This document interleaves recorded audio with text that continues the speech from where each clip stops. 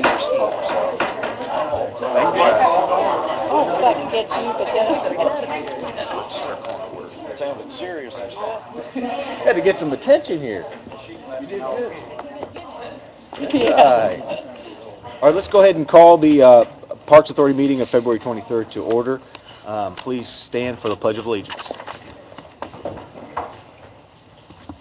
Pledge allegiance to the flag of the United States of America and to the republic for which it stands, one nation, under God, indivisible, with liberty and justice for all. Roll call, please. It's better up there. Present. Member Gill? Present. Member Wadsworth? Present. Member Sellers? Member Webb? Present. President Sistani? Here. Member Julius? Here. Member Owen? Here. Member Samuel? Here. Let the record show that all Parks Authority members are present. Approval of the agenda. No changes, motion to approve. I have under old business, Oh. we take number 2, Dave Simpson, National City Partnership.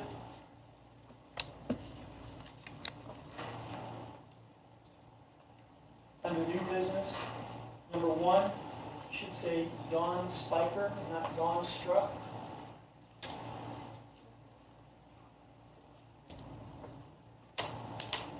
And then Kelly Hoffman, number 2, under new business, is out of town. I thought someone from Big Four Security was going to be here. He is here, okay. And your name again? Scott McCoy. Scott McCoy. Instead of Kelly, it'll be Scott McCoy.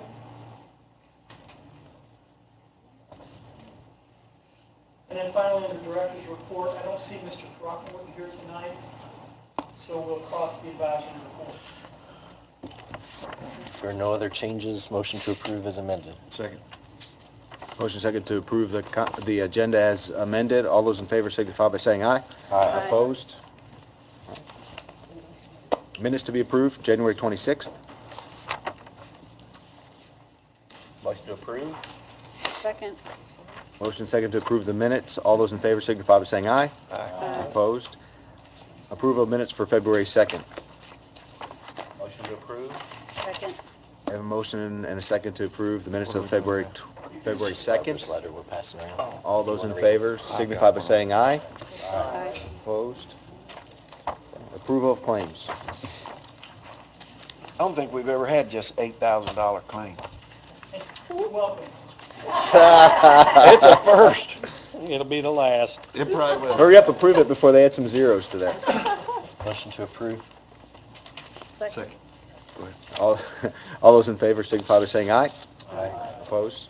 All right, old business Steamboat Committee. Paul, are you talking about that? Yes, I am.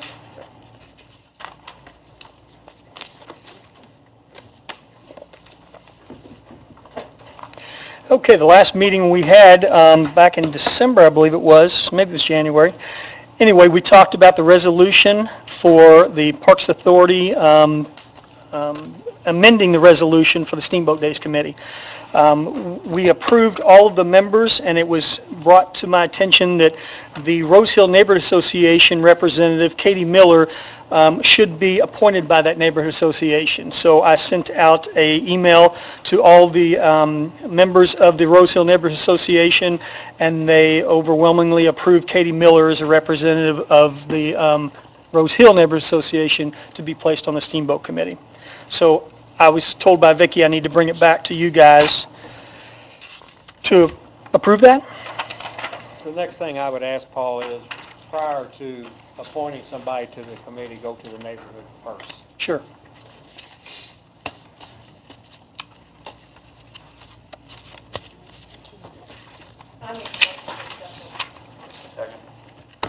A motion second to accept that. Any other discussion? Well, I don't remember what it was, so I didn't say accept Katie Miller. Thanks for calling me out. Appreciate that. It's one of those nights. It's one of those nights. But I thought, for my notes, I thought he amended that resolution to say the member would be appointed by Rose Hill Neighborhood Association, that necessarily not like that's That's okay. Yeah. So we're good on the original. I thought it was just listed as a member appointed by the Rose Hill. Vote on it. Okay. that we didn't have to prove who they are. Right. You know what I'm saying? I mean, if we want to, we already have a Motion to accept their, Recommendation. I think that's how we do it. Thank you. okay, so is the motion to accept their, Seconded. all those in favor of accepting Katie Miller? Signify by saying aye. Opposed? I abstain, I'm against it. So just make for the record, because Rose Hill didn't really appoint her. She was appointed by a group, and then Rose Hill found out about it because I had phone calls, so I vote against it. I have phone calls too, but I spoke to Mary Jo Carrico and they were behind that it was okay, so. So it's 8-1. Yeah. I like the one.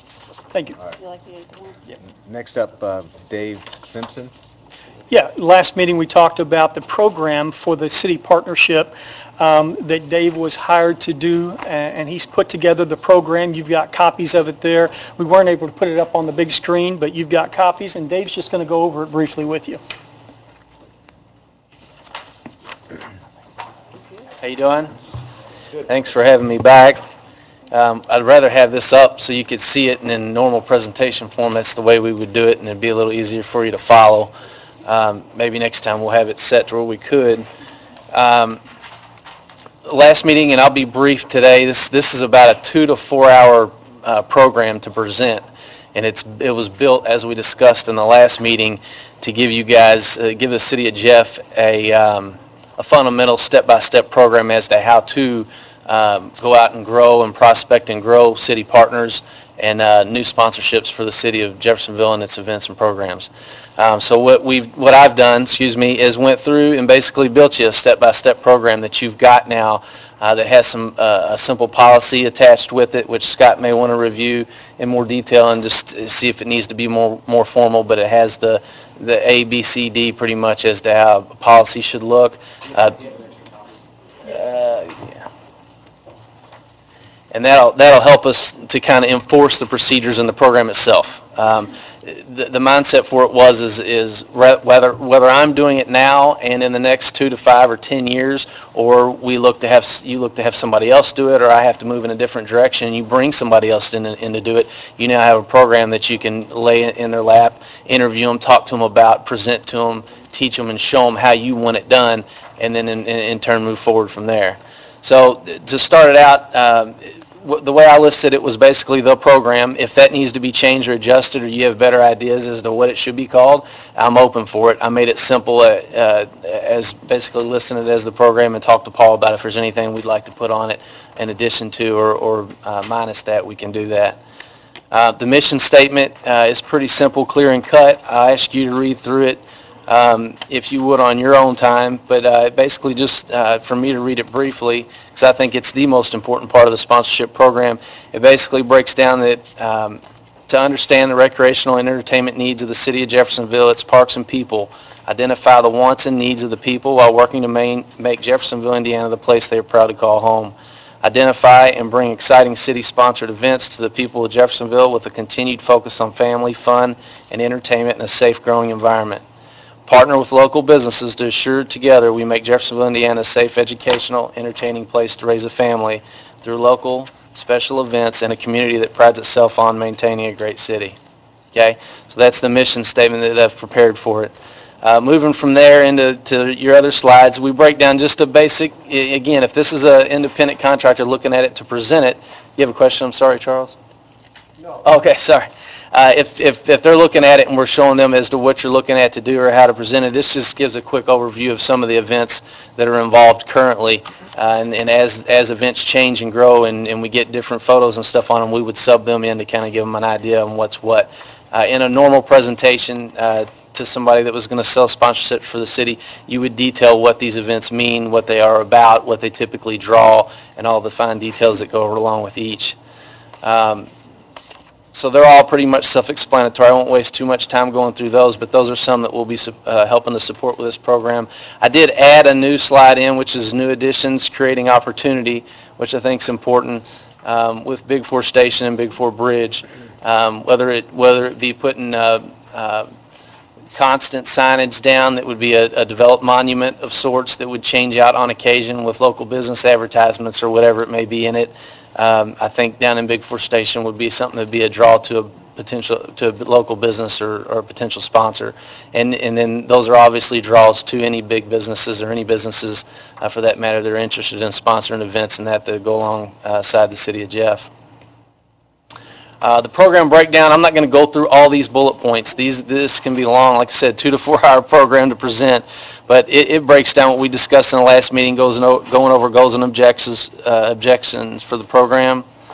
Program focus, discusses support and grow, what we do to grow our offering of events, provide support in our attempt to market these events, et cetera, et cetera. It breaks down what a city partner is, which I think is a key page to understand. If you, while looking through this on your own time, deem that city partner definition should change, or we need to add something to that, that we want somebody that's out speaking with businesses and other independents that are looking to partner with us, I think it's important to understand that term. And if we think that we need to add to it, then I'd be all for adding to that as well. This breaks down a goals and objective page, which is detailed in its focus, and then moves on to city partner focus. Sponsor interest focus is the next page, which is pretty basic. It gives us the detail as to what we think sponsors are going to be interested in.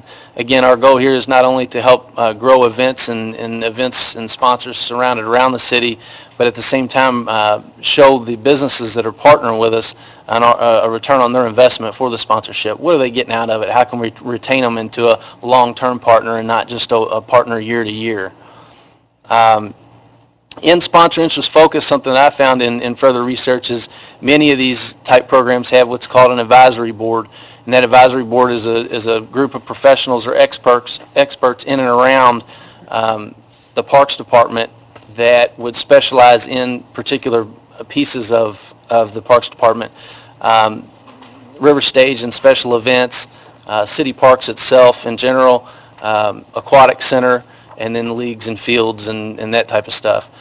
So what I asked Paul and ask you guys approval to do is to put together an advisory board, one of which me and Paul have discussed, that would give us give me an A-team go-to group, that if we need help closing a good potential sponsor and need an expert to come in and talk in more detail on the specifics of a particular event, being it country weekend and or Steamboat Days, then we could bring that individual within the Parks Department in with us into that meeting, and they would act as the A-team expert that would come in and help explain into more detail as to what the event's about and how excited we are to partner with them to close the deal. So that board we can discuss further as far as who we recommended it would be good to start, and then anybody that would want to sit in and or be involved in that board, we'd be more than happy to have them. Let's see here.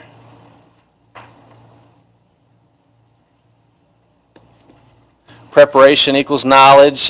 Basically, well, our focus will be as well as going out and gathering pre-event data, putting together data for these sponsors on a event-to-event basis, which will grow year to year, to give them a better explanation as to what the event's about, what the prior year attendance was, what the expected attendance is moving forward on future events, event dates, target audience, details on the event, who the draws are, and that type of thing. So data that is going to be important to them in making their decision on when they would like to sponsor any particular event with the city. After that, it pretty much dives into templates and lists that we've put together, forms that we've put together to help support the program procedurally. Prospect list template, which basically breaks down prospects that we will be going after. It's a template that we'd like to see continually used by whomever is running the program. Lead referral form, which is a key form that we think that is important. Why? Because yeah, we'll be going out and prospecting key potential sponsors, but everybody within the city and other people that sit on boards with Smoking on the River and or Steamboat Days have businesses and relationships out in the everyday world that they like to bring to the table in a lot of instances and potentially be a sponsor, opposed to everybody going after these sponsors all at once, since we have a program and a set way to do it, and a professional way to show them what we've got to offer. Now, these lead referral forms we think would be key, and individuals that have referrals or have people they think they'd like to be involved can fill one of these out and leave it with the Parks Department and or myself, and with their information on it as well, and then we can follow up with those leads with the potential sponsors. Event sponsorship tracking forms, which are more key specific to event, and we have the ability to modify that as events grow. Record templates, which break down the sponsors, their contact information, and then amounts that were sponsored to year to year. It's more of a record ongoing that we could track back years to come. Sponsorship event detailed data form. These are forms that we'd like to see used as we're collecting data for future events, okay? This year's Steamboat Days, these forms will be used to gather data during that Steamboat event, and in turn used alongside videos and photos and other stats that we gather during the event when we go the following year to present to potential sponsors. So a way to data collect during the events as the year goes on. And then there's post-event data forms, which are similar to, but break down more in depth as to what dollars were used, what charities were involved, etc. The city partner sponsorship contract is something that everybody, I think, needs to get together and look at. Paul, I think me and Paul talked about some questions that we may have on it, and we can get together on it. You can kind of look through it and see how it's drawn. And again, Scott, that may be another one that you'd want to take a look at and see if it needs to be modified in any way, shape, or form in regards to money due down and or balance owed and when it's owed prior to the event. I got a question. Yes. I was looking through your independent contract agreement, and on page 2 of that, it says office supplies and resources will be made available through the Parks Department office. Mm-hmm. If he's getting, you feel comfortable with that, Paul? Because I mean, he's getting the commission. This is all based on what money he's going after. I am. That's approved to supply him with the necessary materials to do his job. We talked about that. On page 2, it's the third little line down on the independent contractor agreement.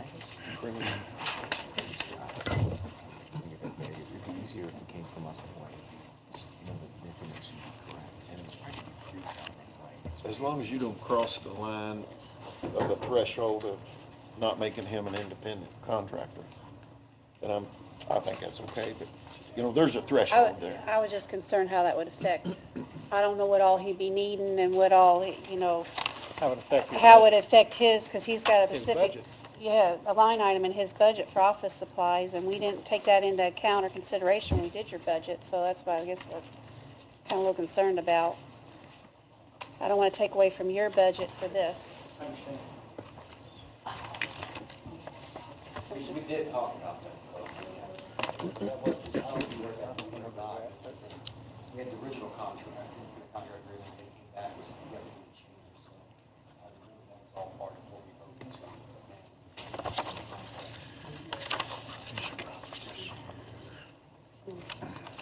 Real quick, you said there's a contract.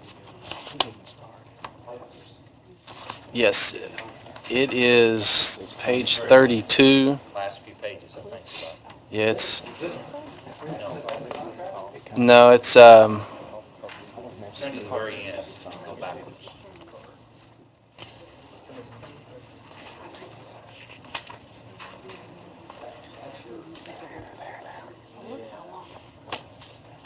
It may not be in the packet, because he has to review a contract. That one page? Well, yeah, that's what we had talked about, getting with you to make it a contract. Oh, okay. just the basics, just a snapshot of the basics as to what we would think that it would need to include. He would need to sit down with you to actually draft that contract. Oh, okay. I'll have to sit with her. Yeah, I know. So, I mean, we're not voting on anything today. You still need to work some of the details out, right? Mhm. Are we almost through then? Yes. The rest is pretty much just the back end of it, which is basically the closing, and then it had, of course, the independent contractor agreement attached to it as well.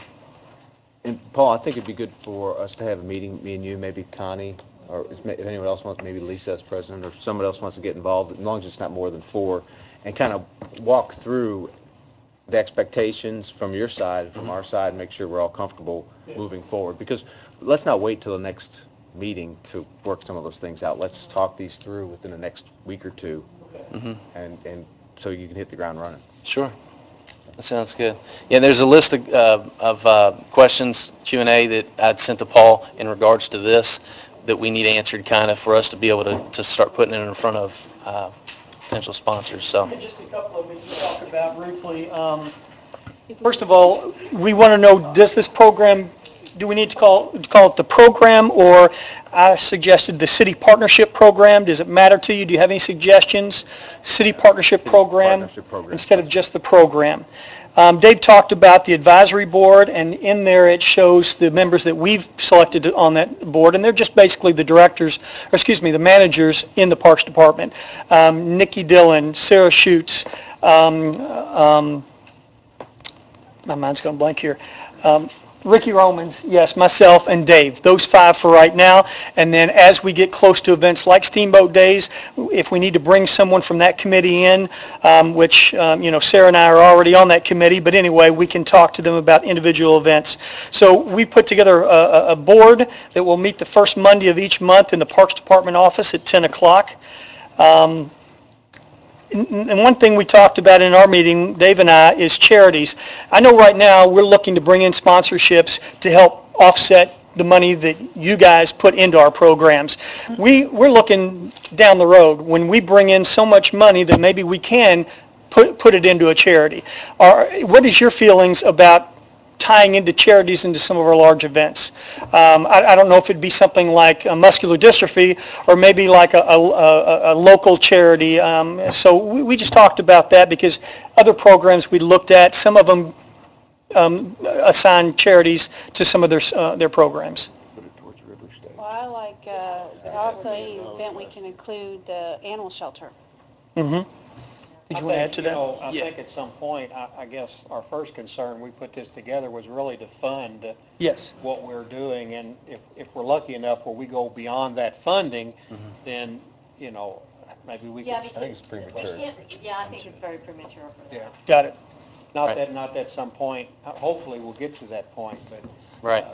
We've got hundreds of thousands of dollars going out. We're trying to recoup that first. But I do Sure. like your thinking. You're being very positive. Well, and the overall goal with that is not to take away for one to give to the other, but the rationale behind that as well, and what the research that I've done in regards to sponsorships and larger company sponsorships is cause-related marketing. And nothing looks better, and nobody wants to get more involved as if they can see that their funds are going to multiple organizations, not just one, and maybe in addition to one, that being the city of Jeffersonville, but another, and that being a local charity. We made some examples of Try It and the Try It Camp, and then charities like We Get To Foundation. The kids that couldn't because of cancer, whatever the case may be. What a great tie to give back a small percentage to We Get To, or an organization potentially like that. And the basis behind that is, because everybody doesn't get to, and these kids get to. So, and I think companies look at that from the higher end and say, wow, we'd love to get involved in this. Number one, to support the city, but number two, you're putting a charity behind it like this as well. What a great thing. And that's cause-related marketing. At some point, though, if we get to that, it might be a legal question because we're going to be just bombarded with people wanting to get on this to be a charitable organization. I mean, we could probably come up with 100 right at this moment. So at some point, we get to that. I don't know how we will move forward. It might be a legal situation where we have a lottery. Everybody, put their name in, we'll pull them out. We'll I don't consider know. that in year 2 or 3. Yeah. Sure. Yeah. Thank you. One more thing I want to add here is another thing Dave and I talked about is, are we looking for one sponsor to be like the overall sponsor year-long for all events, put their name on all events. I won't name any local sponsors, but there are big companies in town here that might like to be the sponsor of all River Stage events and all special events in the city and might pay the big money for it. Or do we just look for individual? That had better be very big. Let's talk about that in a small group. Got it. Yeah. Okay. The rest of these questions we can discuss in that The only meeting. other thing, Paul, and just make a note of this. Mhm. It's not on here, but I didn't have time to read it all. But some sponsors, especially the smaller sponsors, I guess the larger sponsors, will want banners up at the site. Small group. And what I don't want to do is, we did this one time before several years ago, and I think we had pretty good revenue, but the banners were put up, and they were put up crooked. If it's not classy, we don't want it. Got it. So if we're going to have a banner up, which is great, let's make sure it's in a nice level area. Remember, they was down at Colston Park, it was on the fence, and the wind blew it over. It was terrible. Yes. I agree with you. Whatever, any banners or anything we put up, we want them looking nice and level, Thank you all. like level. Next up, new business. Dawn Spiker. And I'm not here representing the Arts Alliance tonight, sorry, Paul. I'm here on behalf of the Public Art Commission, and I'll be very brief. Paul came in the same night, let me get past this, that I was presenting a project plan to the Public Art Commission, and he expressed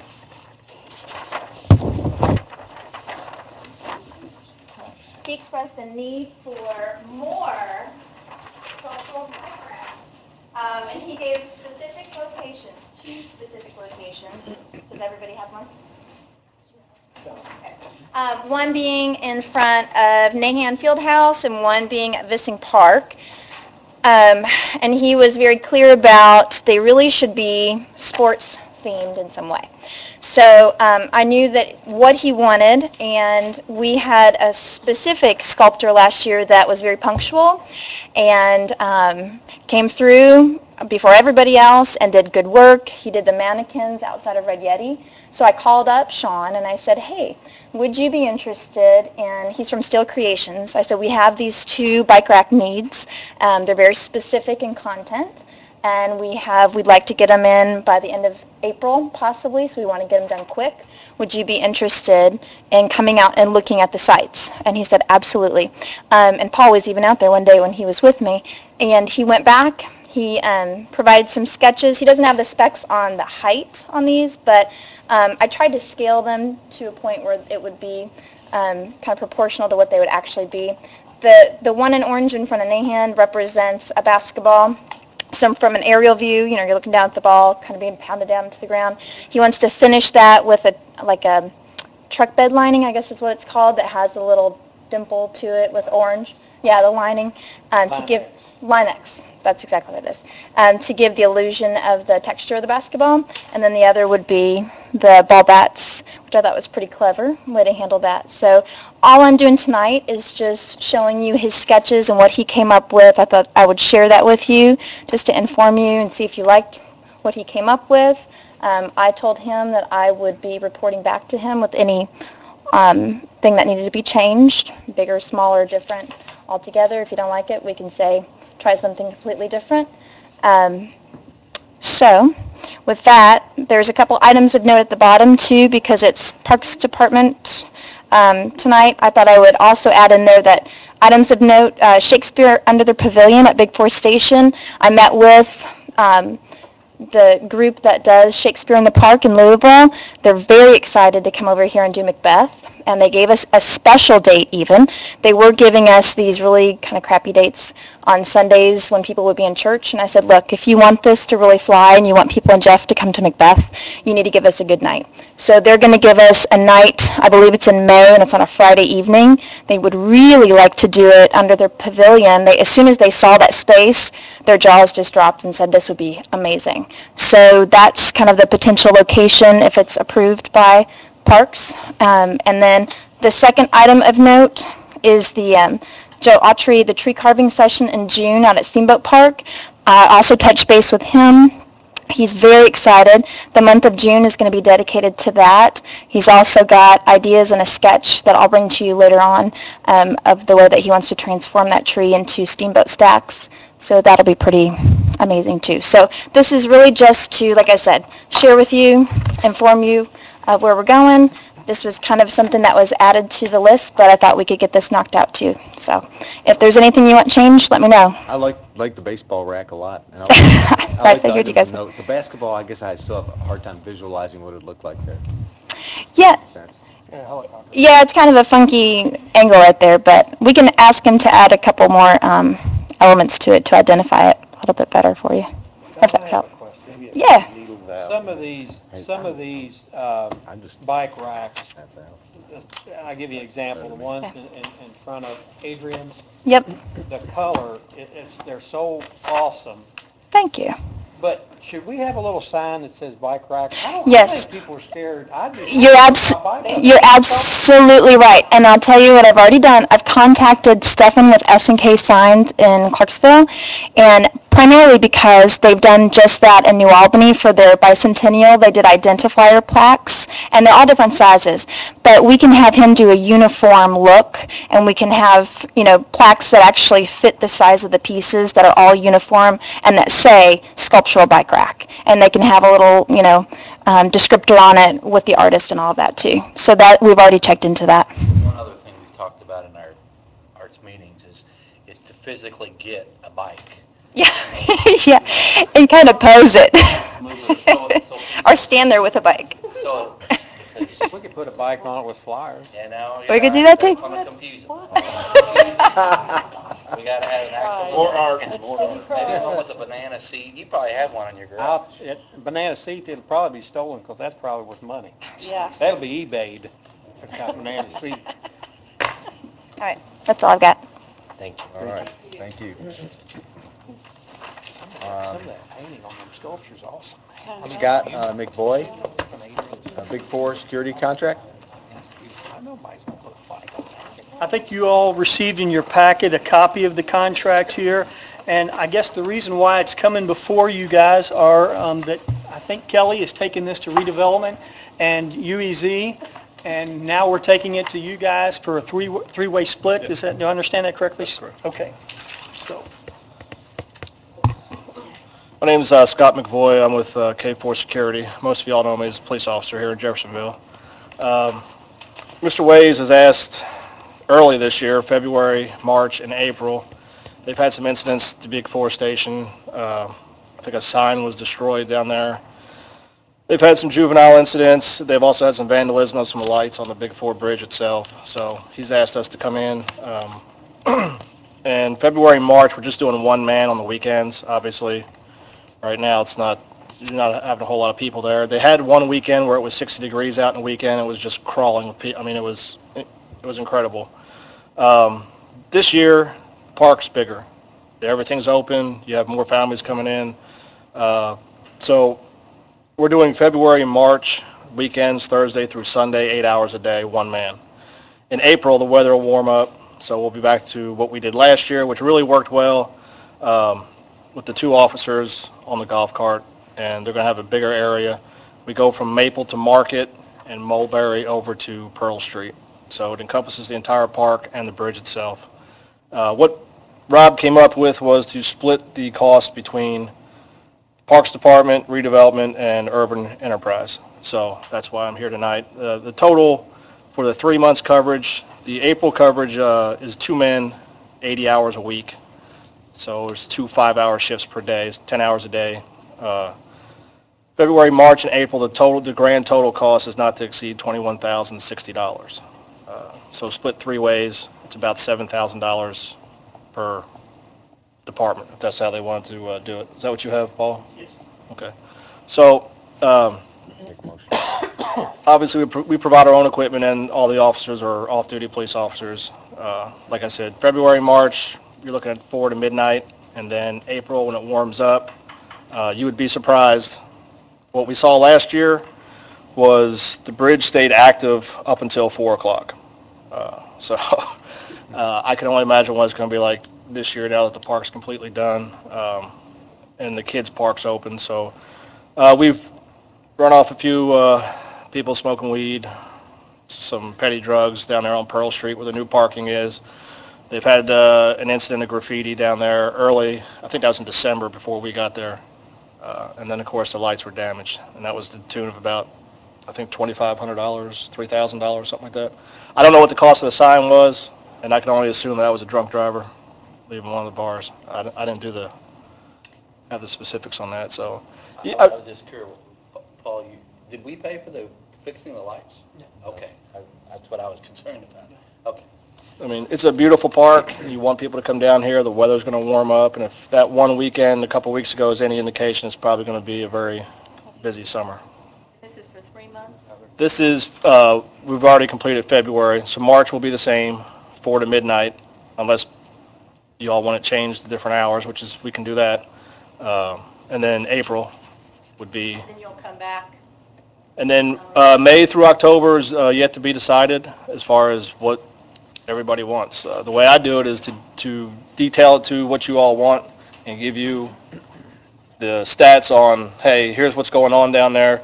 Here are about the approximate times when it's busiest. There's no sense in having someone there at noon if there's only 10 or 15 people on the bridge. Now, after 5 o'clock, you have runners, joggers, families, and that's just not limited to the weekends. I mean, you go down on a Monday on a nice day at 5 o'clock in the afternoon, and it's just crawling with people. Now that the park's open, you have a lot of kids up there too, so. I think what might need to be addressed is we may have one day that the weather is absolutely beautiful, and you're going to have people in that park when you're not going to be there. Right. You know what I mean? So we propose Monday through Thursday. I don't know what the police department's going to do. I know last year they covered the weekends, Friday, Saturday, and Sunday with the River Stage events. I'm not privy to their scheduling or how they're going to do it, but the Monday through Thursday that we did with the 2 officers worked out great last year. So. Is there any cameras down there whatsoever? There is. I don't know how many exactly. I think there's 4 or 5 cameras on the bridge. But not in the lower area on the Indiana Yeah, side? there is. They got cameras. I'm gonna bring that up to Are they Paul. monitoring those 24/7? We don't know. That's That is separate. security pros. Yeah, I was going to bring that up Me too. for comments, so we can talk about that. I have a question. Sir. It lists here the different departments that people may be employed by K4 to come down here on this patrol. What I would hope we wouldn't see, and then later it says we can use Jeffersonville take-home cars. What I would not want to see is somebody from Clarksville PD driving their Clarksville police car and parking it down at the bridge as our security. Well, last year we just not to interrupt you, but we ran April through the end of October, and every spot was filled by a Jeffersonville police officer. Okay. And I have an excellent relationship with a lot of the sheriff's departments from the county. A lot of them live in Jeffersonville, and we didn't have to use them. And that would be my second choice if I couldn't fill it with the manpower from Jeff PD. I'd rather get a full-time sheriff's deputy from the Clark County Sheriff's Office. So, and we haven't had to use them because, to be quite honest with you, our guys love working that stuff. Sure. So. Question, these officers will have the power to arrest, That's correct. and then what happens? They would call, like the sheriff or the Jeffersonville Police Department to transport those people to the lot? The way it works is if you went down there and committed a crime, an arrestable offense, the officer would obviously contact you. You'd be arrested. The officer who does the arrest does all the paperwork. The only time that they use anybody from the city of Jeffersonville is they have to be transported by a uniformed officer to the jail facility. I can't have a guy in a polo shirt, so that's the city or county can transport that guy or person from the park to the jail facility, and that's the end of they're just used for transport only. Are you aware of any issues that may have come up in connection with, let's just say, a claim of false arrest or a lawsuit based on a false arrest? No. If you're a police officer, as long as it's a felony, not a misdemeanor or an infraction, which you're going to have some issues there this year with people and their dogs. I'm just going to tell you that right now because they're doing their business in the park. You guys have a really nice park down there, so obviously It's up to you all. You're the customer, but if you want citations written for dogs doing business and not people picking, I don't know what the code is for that, but that's going to be an issue this summer. Some people are responsible, they take care of it, others don't.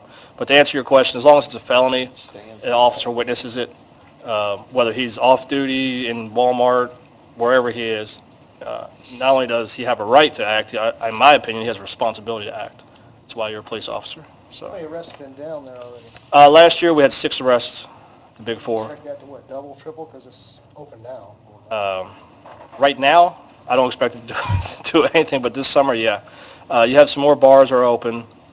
Alcohol is the main issue, whether it's in Louisville. It's easier on the Louisville side because there's not a lot of bars in proximity to the bridge. Not a lot of drunks are going to go down there and walk on the bridge.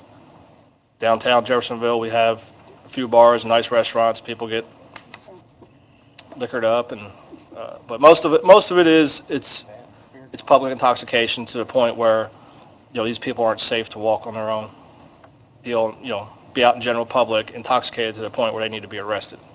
That's we had a couple of domestic disputes last year that resulted in arrest, and then we picked up a couple of people that the guys recognized from their street duties. They see somebody down at the park and like, hey, I know that guy's got a warrant, so they pick them up too. And no arrest on the vandals? Excuse me? No arrest on the vandals, right? Not on the vandals, not that I know of. Well, you had the same protocol when this was presented by Major Kavanaugh, but kind of like the protocol was, because we don't have the bridge, but if something was going on our end or the other end coming our way, y'all work together with the Louisville side. Right. Is that set up? Is that going to be the kind of the protocol? Last year, we didn't have that as much, Lisa, last year, as far as the direct communication. We had to relay it through our dispatch, and dispatch had to get a hold of it. It's just like this big, by that time, somebody's halfway across the bridge. So this year, what I'm working on is direct communication with Okay, good. the full-time. Louisville puts those guys down there on their side, and they come across 3/4 or almost to the end of our side and turn around.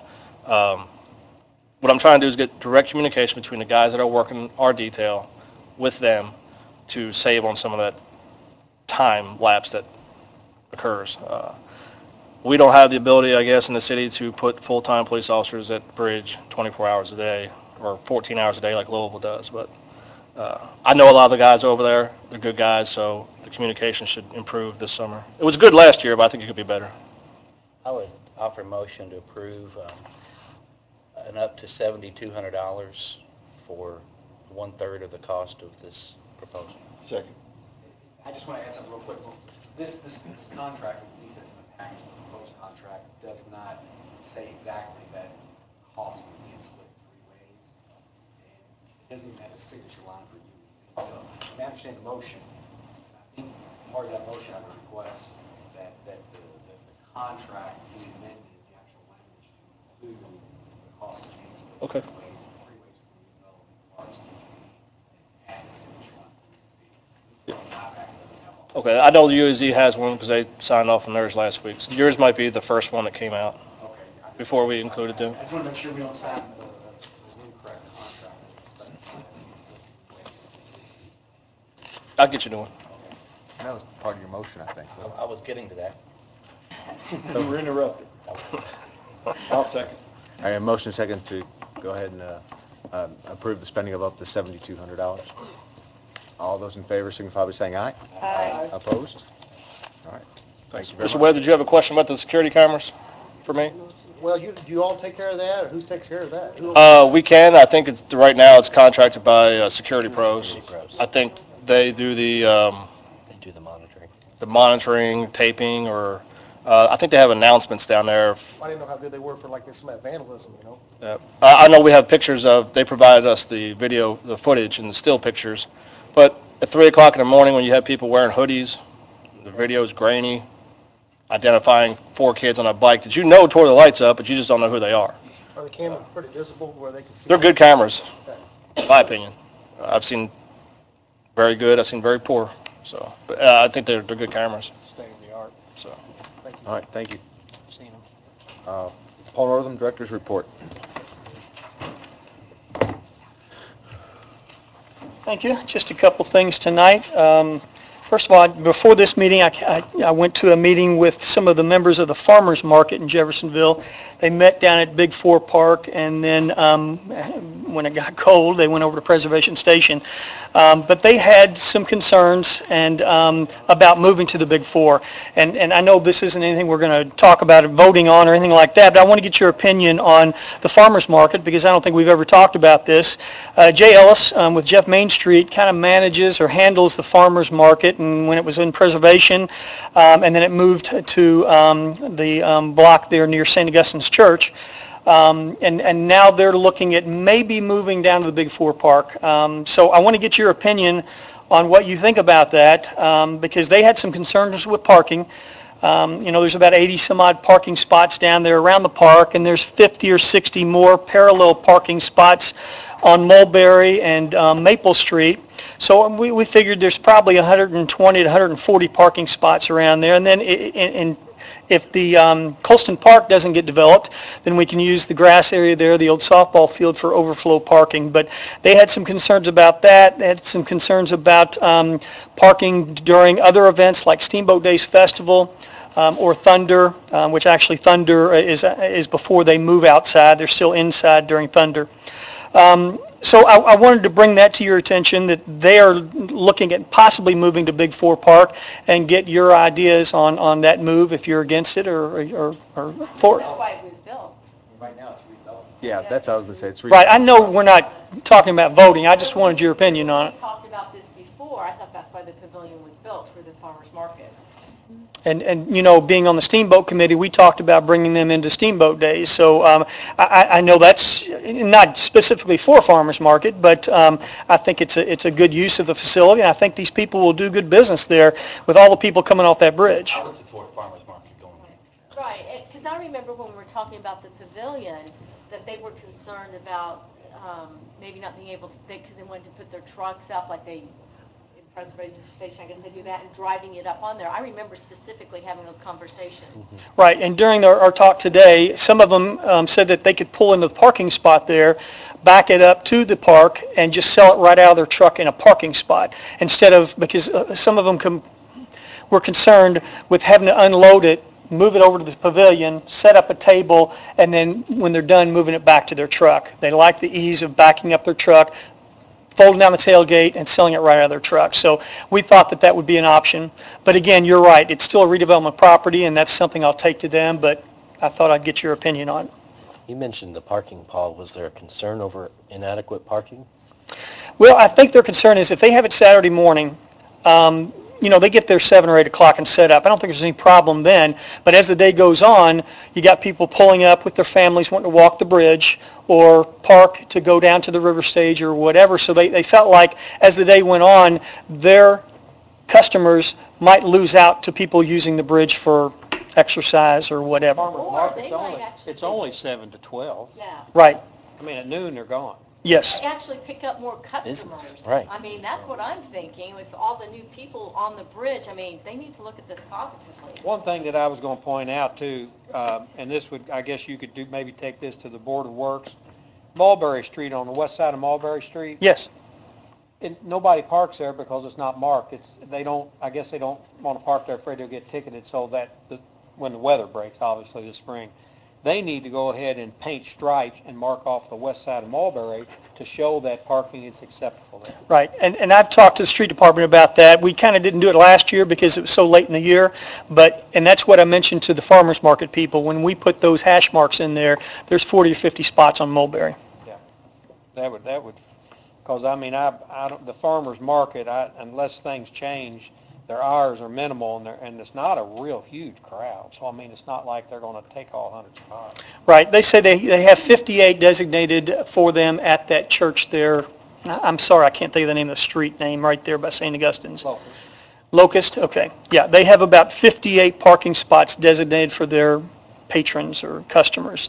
So I feel like the parking is adequate, but then they talked about like events like Steamboat Days, and you know, if they want to be involved during Steamboat Days, we want them to be involved, but if they'd rather take that weekend off because they think their business, well, their concern was the customers are different during Steamboat Days than come to farmers market. They might not come to Steamboat Days to buy vegetables, they might come to buy art, and that they might not do the business. So anyway, I just wanted. Then they're only going to be there from It's only till noon. Till noon. So, I mean, Yeah, the Steamboat Day starts around 11 o'clock anyway, so there's just a little overlap there. Okay, well, thank you for that. A couple things we're working on in the parks. You know, it is winter, and a lot of it, we're doing inside jobs. One of the things we just finished up on is the Nahan Fieldhouse Fitness Room. I gave each one of you one of these, and we sent that out to all of our city employees, and we put it on the city's Facebook, the River Stage Facebook, all of the good Facebooks. So it's gone out to thousands and thousands of residents here. If you haven't seen it, please stop by. I think it turned out great. It exceeded my expectations, and we're getting a lot of positive comments. And as the people know about it, we're selling memberships down there now. So it has the pricing on it and the hours and the equipment that's in there. And a lot of it is new, and most of it is new, I should say. But that Smith machine, if you know anything about it, is top of the line. It's a very nice machine, and we're getting a lot of use. So that, as well as some of the painting work we've done in there, some repair work in the restroom, and we just removed a dead tree out front of Nahan that was recommended to us that we take it down because it was falling down. So that's been removed, and we'll look at whether we want to put a tree back there or not. And then one other thing I've got coming up is the electrician that did the work in the fitness room also is going to give me a quote, and he'll be here next month to present it to you on upgrading the electrical in the field house.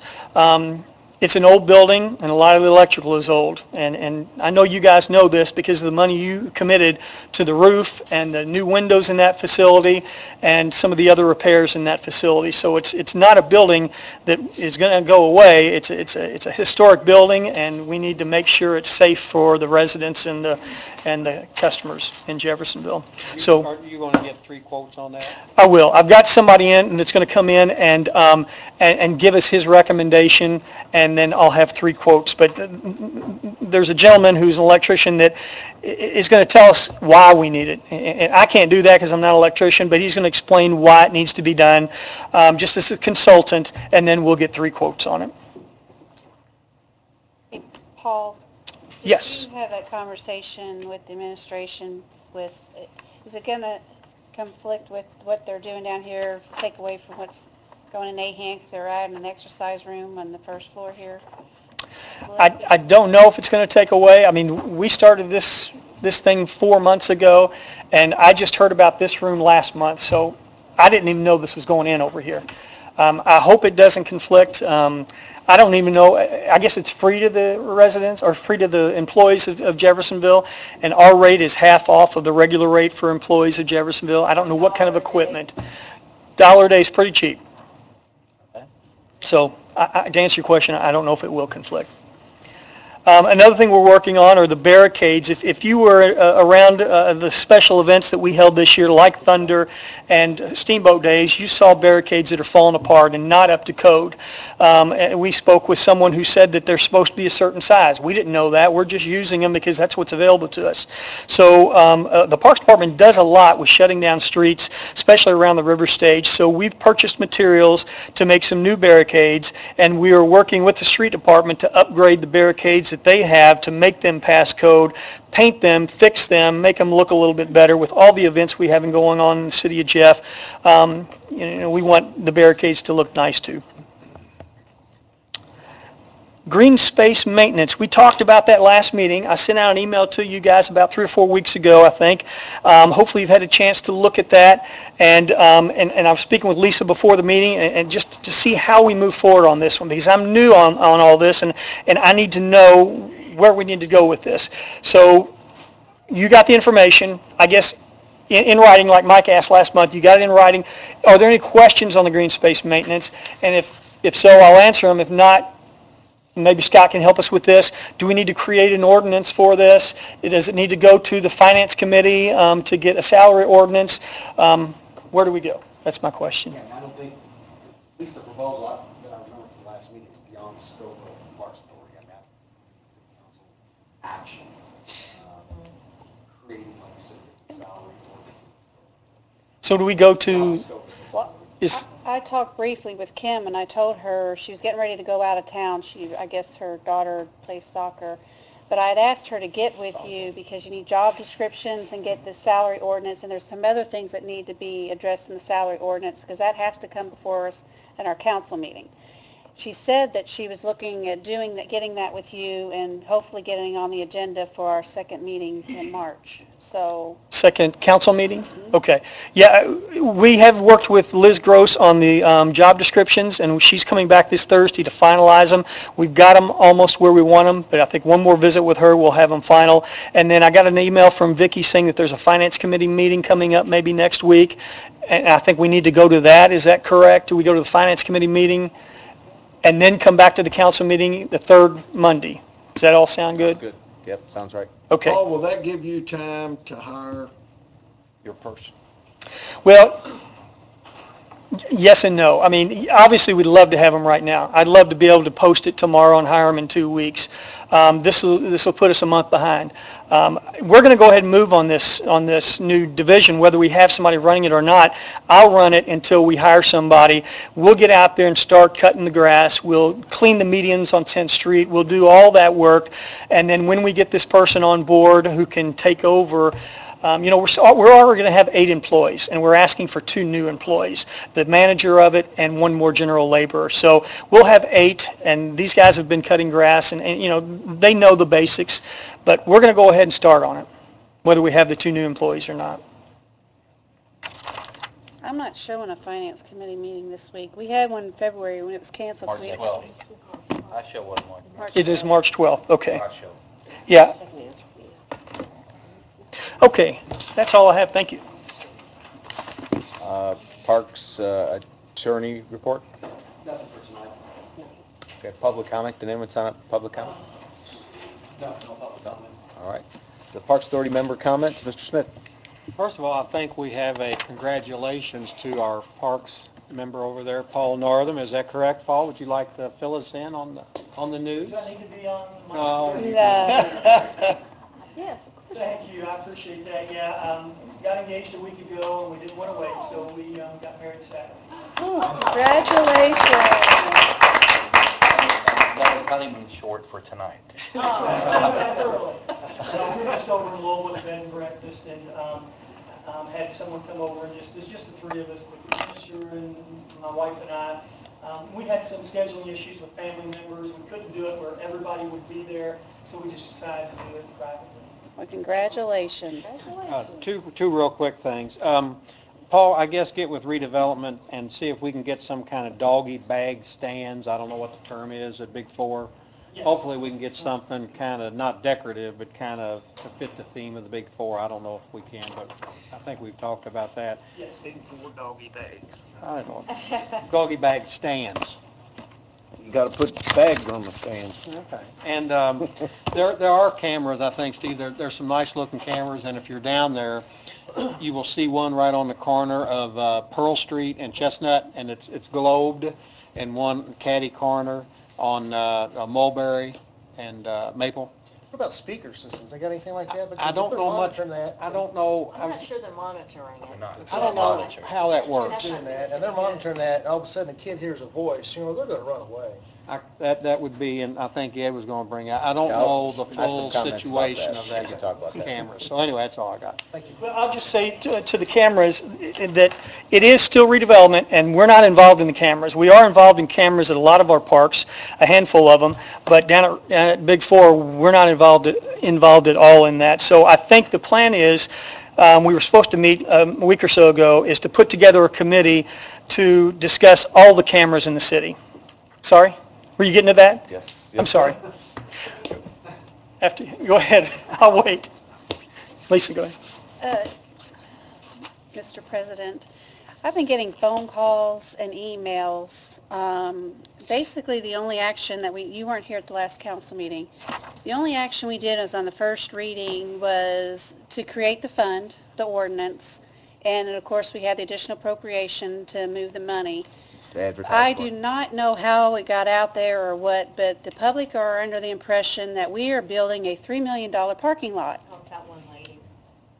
Well, I got several emails and phone calls, and I don't go on to the, but I heard it's on blogs and all, but I would ask that either you can address it here, but also at the council meeting, because this is something that's gaining wheels, and I'm like, how in the world did we get here?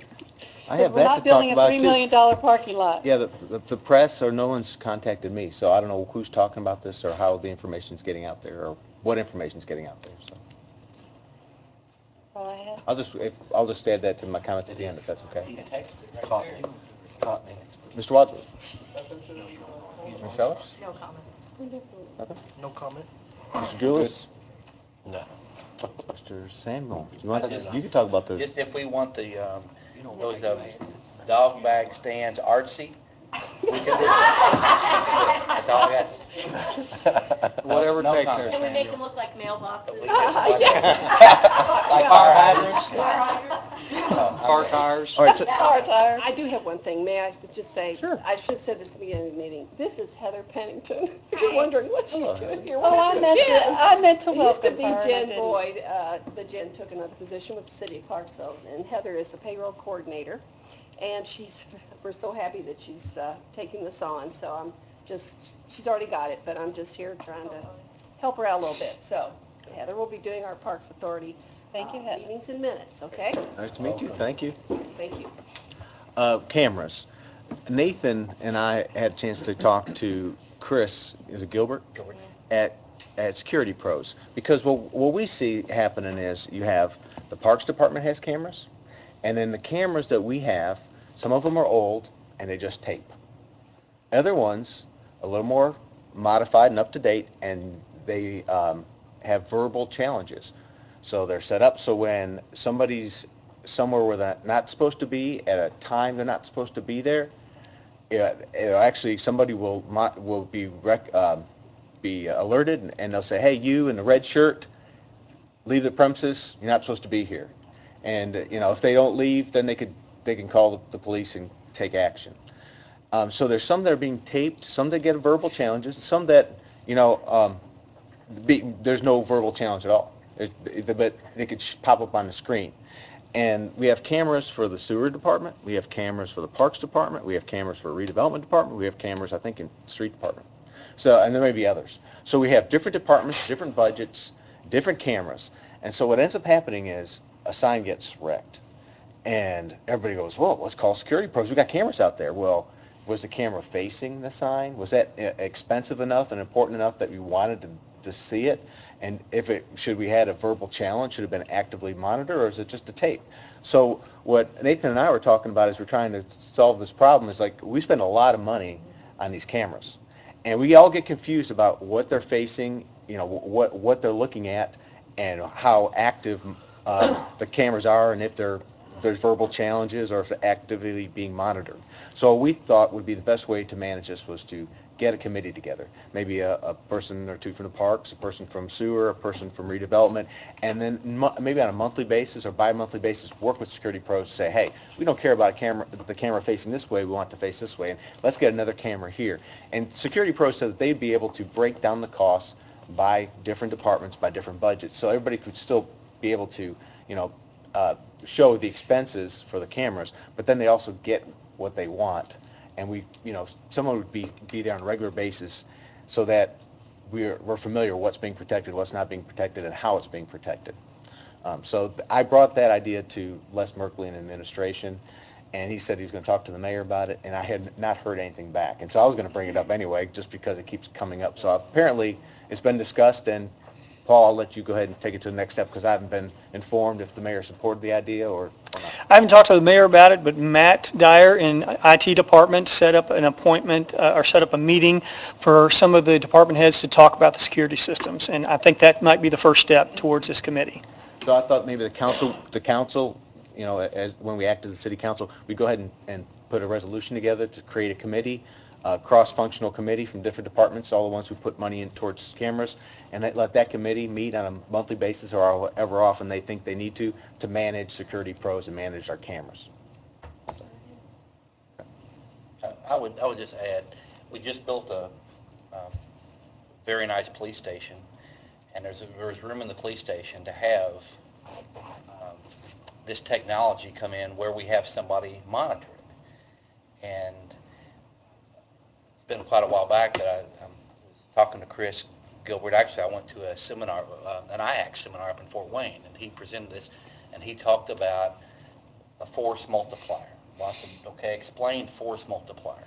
Here, the administration is saying we need to hire 25 new officers, and I hear force multiplier, and so Chris has been talking a little bit about that, answering my questions, and Ed was involved with that as well, where potentially if we get all the cameras up to speed, we can potentially hire some officers to be responsible for monitoring these, and then they can communicate with the other officers that are online, and where if we would hire a few to monitor this, we may not need as many officers. Are you saying you'd hire civilians to monitor? Yeah, why would you need police to monitor? It's my understanding the police like talking to police. I'm just talking, and this is early. The idea was for just the concept. The concept was for a little bit more cost, you'd get an experienced eye and an understanding of what's legal, what's not legal, what's proper activity, what's questionable activity, and proper communication of that to the I think the officer other on thing the too ground. Is, and we don't need to hash it out here, make the sausage right here, but if you have an officer that gets injured and they need to go on light duty, then maybe they can go in and monitor the cameras, and whoever's in monitoring the cameras, if they're an officer, can go back on the street. So there's some discussions that could take place, but that was some more of the concept of if we're even considering hiring more officers, then let's tie the cameras into this thing and do it The smart. only thing that I'll say to that is Security Pros, when they were monitoring them and interacting with them, they were civilians. And they were, I'm just thinking that through, and they were communicating with the police. Sure. I can see both sides of that, but I think a conversation needs to be had. That's a few steps down the road. I think the first step is we can get all the different departments together who are putting money towards cameras so we can manage our cameras. That's in the going to be a city. big number too. Yeah. But we need to probably see what the cost is in relation to hiring another officer down there. More hours, All right. Comments about the expansion of the Worley complex. We've talked early on, the concept of what we wanted to do down there, and what was soccer fields, football fields, turf field, lighted field, and a building. And after we had one event, this first year, right off the bat, we have one tournament and parking blows up. So we're like, whoa, we can't do phase 2 and put a building here without addressing parking. So we looked at, we've talked about this before, we looked at different scenarios. Still building the building there and taking more of the fields away for parking. We looked at adjacent property owners, and we looked at locations away from the property and how that would work. We talked to developers and real estate people about the costs and what property was available. And we came to a point where we have a possible opportunity with a landowner who'd be willing to sell to us. And so what we're talking about now is it's no longer 1 or 2 or 3 acres for a parking lot. It may be possibly more than 10 acres of land, not all that far from the property.